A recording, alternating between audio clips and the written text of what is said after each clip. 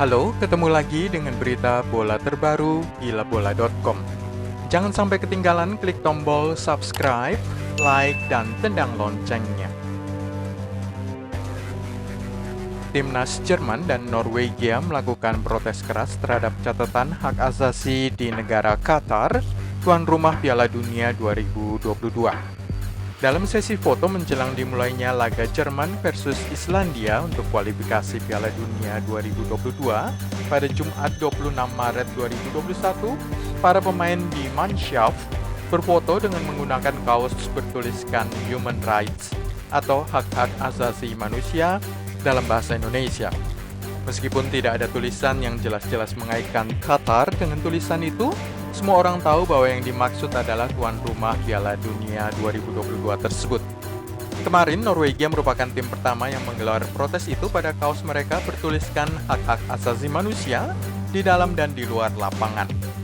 Apakah ini cuma iseng belaka, gertakan, atau keinginan untuk memboikot Piala Dunia 2022? Menarik untuk mengamati konsistensi sikap dari Jerman dan Norwegia jika mereka akhirnya lolos ke putaran final di Qatar. Pada satu sisi mereka berdua memprotes soal pelaksanaan hak asasi di negeri Teluk itu, tetapi pada sisi lain akan bersedia pergi ke lokasi Piala Dunia 2022, mencicipi semua keramah tamahan tuan rumah dan bertanding di stadion yang mereka klaim dibangun dengan mengorbankan nyawa ribuan buruh. Menurut berbagai laporan, ada sekitar 6.500 pekerja asing, terutama dari kawasan Asia Selatan, yang meninggal dunia dalam proses pembangunan sejumlah stadion baru dalam 4 atau 5 tahun terakhir demi mengejar tenggat agar mereka diizinkan menggelar hajatan sepak bola 4 tahunan tersebut. Menurut laporan dari Amnesty International, salah satu isu terbesar hak asasi di Qatar adalah sistem kafala atau sponsor yang menyebabkan majikan mendapatkan hak luar biasa untuk jam kerja dan bahkan nasib serta nyawa si buruh. Ada lebih dari 2 juta pekerja asing di Qatar dengan sekitar 1 juta diantaranya bekerja di sektor konstruksi.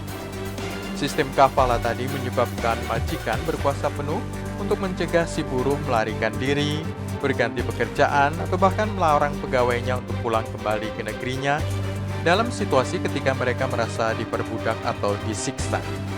Muncul kecurigaan bahwa ada senario mempermalukan Qatar. Agar mereka tidak dibilang munafik, maka pada saat Jerman dan Norwegia dipastikan lolos, mereka akan mengumumkan tidak akan ikut serta alias batal pergi. Dengan begitu, Piala Dunia 2022 akan diikuti oleh peserta yang lebih sedikit daripada seharusnya. Tim nasional Jerman dikecam untuk kampanye mereka soal hak asasi saat kualifikasi Piala Dunia hari Jumat 26 Maret 2021. Sejumlah orang mengingatkan dulu Mesut Ozil pernah meneriakkan masalah hak asasi serupa untuk membela Muslim Uighur di China, dan tidak ada seorang pun dari di Mannschaft yang tergerak hatinya. Barisan pemain Jerman berjajar memamerkan susunan kata-kata human rights atau hak-hak asasi manusia saat foto bersama melawan Islandia di Duisburg. Semua orang tahu protes ini ditujukan kepada Qatar selaku tuan rumah Piala Dunia 2022 karena catatan hak asasi manusia yang buruk di negara tersebut.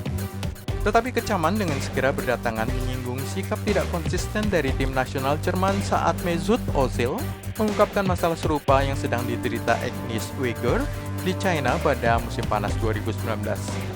Saat itu tim nasional Jerman diam saja, dan Arsenal, klub di mana Mesut Ozil merumput, menjaga jarak mengatakan mereka tidak berpolitik.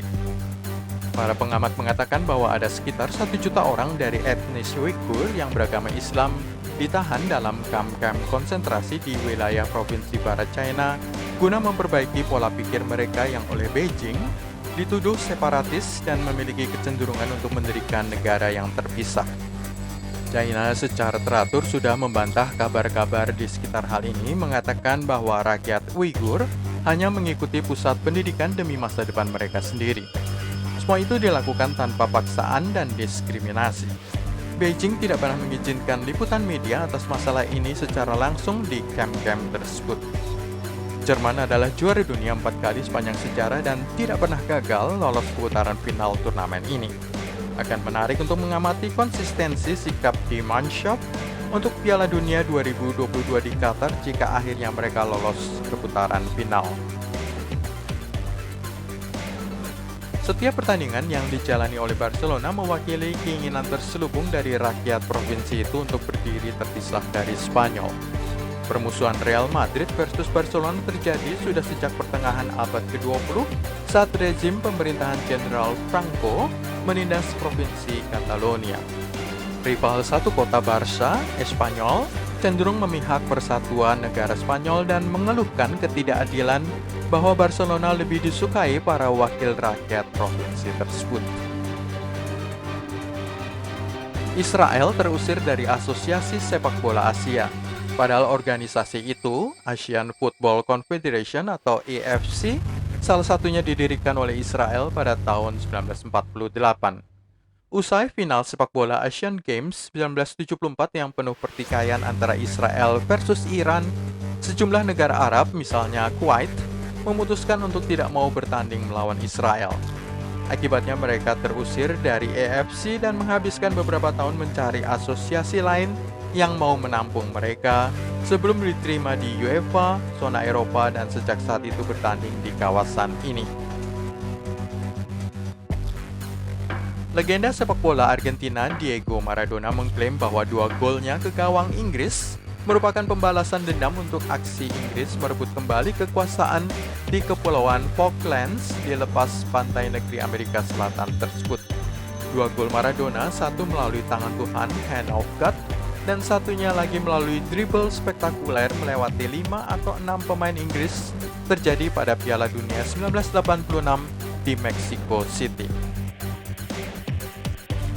Ketegangan Iran versus Amerika sudah terjadi sejak 4 November tahun 1979 saat ratusan mahasiswa Iran menyerbu masuk ke kompleks kedutaan Amerika di Teheran dan menyandera 52 diplomat Amerika di dalamnya selama 444 hari. Meskipun akhirnya krisis mereda, tetapi permusuhan kedua negara tidak. Pada Piala Dunia 1998 di Prancis, kedua tim bertemu. Beruntung bahwa kedua belah pihak bisa menahan diri dan meski pertandingan usai dengan skor kemenangan 2-1 bagi Iran, tidak ada permusuhan apa-apa setelahnya. Final sepak bola AFC Asian Cup 2004 berlangsung di Beijing antara Jepang melawan China. Akibat masa lalu yang pahit, pembantaian Nanjing dan korban jiwa yang sangat besar di kalangan rakyat China, penonton menyoraki para pemain Jepang. Mereka berteriak ketika lagu kebangsaan Jepang diperdengarkan. Namun Jepang membalas dengan skor 3-1 dan kerusuhan pecah di luar stadion oleh para penonton yang tidak puas gagal membalaskan dendam masa lalu. Persoalan Gibraltar yang menjadi koloni Inggris di dalam wilayah Spanyol menyebabkan masalah sampai dengan hari ini. Pernah ada periode ketika dua entitas terpisah ini dicegah untuk masuk ke dalam grup yang sama untuk kualifikasi turnamen Euro atau kualifikasi Piala Dunia. Gencatan senjata baru terjadi pada tahun 2016 ketika kedua belah pihak sepakat untuk saling bertanding kembali di ajang sepak bola. Persoalan Rusia mencaplok semenanjung Crimea menyebabkan dua negara bertikai. Dua klub asal Rusia dan Ukraina tidak bisa bertemu pada babak yang terlalu awal di ajang Liga Champions dan Liga Eropa. Itulah semua dari gilabola.com kali ini. Klik tombol subscribe, like, dan tendang loncengnya untuk berlangganan berita bola terbaru.